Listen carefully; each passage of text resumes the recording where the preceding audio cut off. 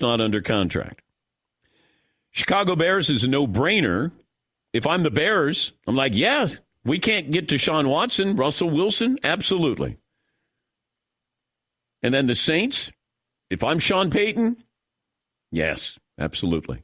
I say, hey, Taysom Hill, you're going to still be our five-tool player. Jameis, we'll sign you as a backup. And Drew, good luck in TV, and let's bring in Russell Wilson. I mean, I'd be on the phone. Let's see. Let's push it. Let's see what we have here. Because is Seattle going to change? Are they going to let Russell Wilson have input now? How much input does he have? The day and age of quarterback empowerment is upon us. But also the teams having patience and the player having patience. That's over, or at least redefined. I mean, Miami might not even be patient with Tua, right? Go back to Josh Rosen with Arizona. Josh, you're our quarterback for now. Oh, we got the number 1 pick. Thanks, Josh. We're done with you after a year. These teams move on. It's so quick. You got 2 years, maybe 3 at the most, and then you go, or should know what you have in that position. And if I'm Seattle, Russ is going to be 33. Absolutely. Absolutely, I'm in the market for what kind of offer do you have? If I'm the Raiders, I'm certainly interested in Russ. If I'm the Cowboys, I'm interested. Gives you leverage with Dak Prescott. Saints, absolutely.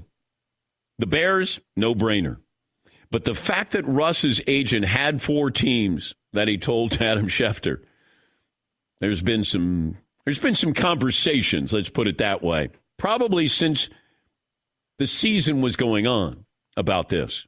And I'm sure Russ says to his agent, hey, I'm trying to have some input here. They won't let me have any input. And then you start to think, do I want to stay here? I'm going to get sacked an average of, 48 times a season? Dallas's offensive line is nowhere near what it was a couple of years ago, but it's better than Seattle's. But if you're some of these other teams, like if you're the Rams or the Colts, and then you're going to go, oh, God, if we just waited. If we just waited a little bit there. All righty. McLevin, you got a poll question. We'll take a break. We'll talk to you in Rappaport about, just how hot this topic is with Russell Wilson. Yeah, we already put it up on the website. Okay. Where will Russell Wilson play next year? We list the Seahawks and the 4 teams, the Raiders, the Bears, the Saints, and the Cowboys. But let me ask you the flip side. Well, who are the Seahawks going to start a quarterback if they trade Russell Wilson? Well, if I trade him to the Raiders, I get Derek Carr. So, okay, Carr that's the one where you could do a trade for. This is a team that I was told 2 days ago they seriously were considering Josh Allen. When in the draft, they had a private workout with him. They were enamored with Josh Allen. It's not far-fetched to think that Seattle has been preparing for this moment as well, or at least factoring this in. And is the Russell Wilson that we're seeing now, how much different is he than the Russell Wilson we saw 3 years ago, 5 years ago, 7 years ago? And this is when you have his best market value. Yes, Eden. It's almost like the whole let Russ cook thing should have been a red flag. In a weird way, because if he'd been there for that long and been that successful and they still won't let the dude play, it kind of says, now looking back, it says a lot more about how the Seahawks really felt about him. First half of the season, he was the MVP. Yeah. And this is a team, like they won their division. Like it's crazy. This program brought to you by Built Bar. You want to stay in shape? The easy way to do it, you get a great protein bar, 16 grams of protein, low calories, low carb. But it tastes great. Go to BuiltBar.com, enter the promo code DP20, 20% off your first order. Phone calls are always welcome. 877-3DP-SHOW. Email address dp@danpatrick.com. Twitter handle at DP Show. Ian Rappaport of the NFL Network will answer the question, Russell Wilson will be the quarterback of the Seahawks, Raiders, Cowboys, Bears, Saints next season. We're back after this in the Dan Patrick Show. I mentioned Built Bar, and I can expound upon it a little bit more because there's so many great flavors. Is it 16 flavors or 18 flavors? I get lost in how many flavors they have. Todd would know. There's mint brownie. There's cookies and cream. This is coconut, salted caramel. Carrot cake.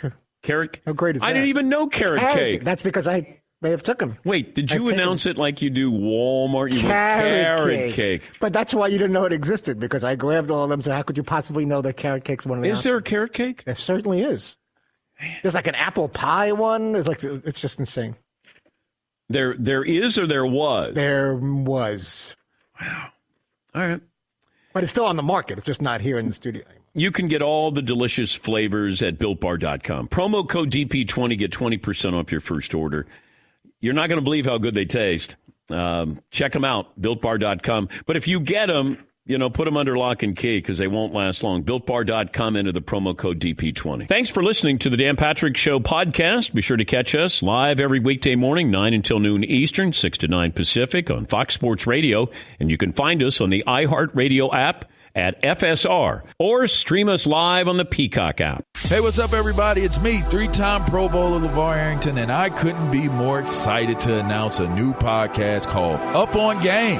What is Up On Game, you ask? Along with my fellow Pro Bowler, TJ Hushmanzada, and Super Bowl champion, yep, that's right, Plexico Burris. You can only name a show with that type of talent on it. Up On Game. We're going to be sharing our real-life experiences loaded with teachable moments. Listen to Up On Game with me, LeVar Arrington, TJ Hushmanzada, and Plexico Burris on the iHeartRadio app, Apple Podcasts, or wherever you get your podcasts from. If you're an audiophile who knows the difference between bit rate and bit depth, you know Obsession. If you call yourself an aficionado, you probably know more about art than some artists do. And in the same way a metalhead knows every guitar solo to a classic power ballad, at Lexus, they're absolutely consumed with tuning every inch of a pure sport sedan. What is this fanatical behavior, you ask?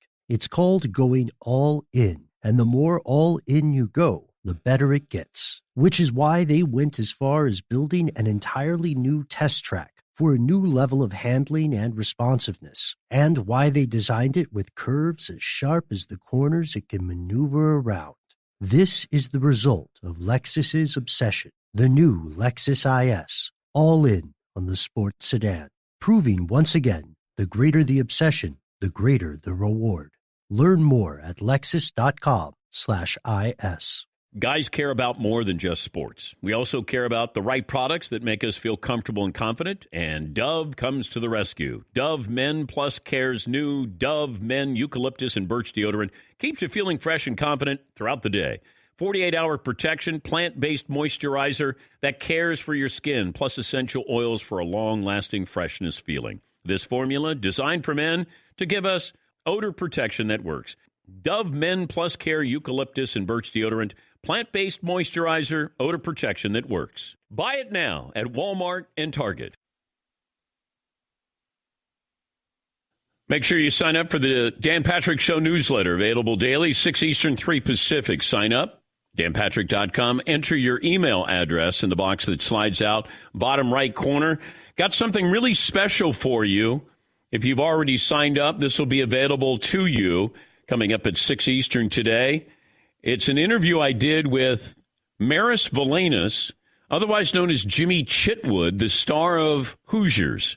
I think you'll enjoy it, and if you subscribe to the newsletter, it'll be available later on today, and if you don't get to it today, you have this weekend, and it's a whole lot of fun. Yes, Paulie? It's a really great interview. If you're a Hoosiers junkie, like you guys talk about the scene with Gene Hackman shooting the ball, I can nerd out over that for hours. And he'd never acted before, so he's acting and he's asking Gene Hackman advice on acting. And you got Dennis Hopper. Yeah. And Dennis Hopper was telling all these stories about, doing acid in the 60s. And so he'd invite these guys in, sit in the their mobile home or whatever it's called, and they would go in there and just tell stories. But Maris Valanis, Jimmy Chitwood, and he tells you how many times they filmed that last shot. And, iconic movie. But that'll be available on danpatrick.com a little bit later on today. You can follow Ian Rappaport, the NFL Network insider, Ian Rappaport on Twitter at Rapsheet. And Ian, kind enough to join us this morning. Good morning, Ian. Let me start with our poll question. Russell Wilson will be the quarterback of the Seahawks, Raiders, Cowboys, Bears, Saints at the start of next season. I would say probably the Seahawks. I mean, it's not impossible. I think one thing we've learned in the NFL this year is that quarterback trades, massive quarterback trades, the kind that we used to scoff at years ago, they can happen. I mean, it's slowly becoming a little more like the NBA, where people aren't afraid to take on dead money. They're not afraid to make a splash or not afraid to take a risk. I mean, these things have now happened. So at least this conversation that we're having now is not fake. Whereas like 4 years ago, I would have been like, come on, Dan. But my guess is the Seahawks for a couple of reasons. One, $40 million cap hit for a team that is contending every single year is a lot. And then let's just play it out. Let's say it's the Raiders and Derek Carr's in the trade. So then it's $40 million for Russell Wilson in a dead cap hit, $25 million for Derek Carr. That's $65 million allocated to the quarterback position. That's a lot. The other thing is Pete Carroll is 70 years old. Yeah. He does not want to rebuild. So if you're trading Russell Wilson, and you told me you wanted to start the dynasty again and rebuild, I'd say, cool. That actually would make some sense. Pete Carroll doesn't want to do that. A trade doesn't make sense for any party. How did we get to this point with Seattle? Well, I think it was slowly building probably from like week 8 or 9 when Seattle's offense went from letting Russ cook to whatever it was we saw at the end of the year. He started turning it over. They kind of started focusing on running the ball to stop him from turning it over and go back to the brand of football that had made Seattle famous. And I don't think Russell Wilson liked that. He wanted to cook. He wanted to get the MVP votes. He wanted to be the kind of superstar quarterback that he is and that we see other quarterbacks. Like Aaron Rodgers, the Packers run the ball with Aaron Rodgers, but Rodgers is the star. The running game is not the star, right? And that was a philosophical difference in the fact that they had to play the season out and it didn't kind of get resolved during the season, only led to this little, kind of mini war of words or whatever you'd call it. Now, he was involved in the picking of the offensive coordinator. That was good. But they still got a lot of work to do to kind of get everyone on the same page here. But when he came on the show a couple of weeks ago, you've been around Russ. He doesn't open the door and really answer things honestly. And, everything is go Hawks, and he wants to tell you all the things that he thinks you want to hear. He opened the door for me. I don't know if it was off of going to the Super Bowl. He looked miserable. He's watching Mahomes and Brady and going, why am I not playing in another Super Bowl?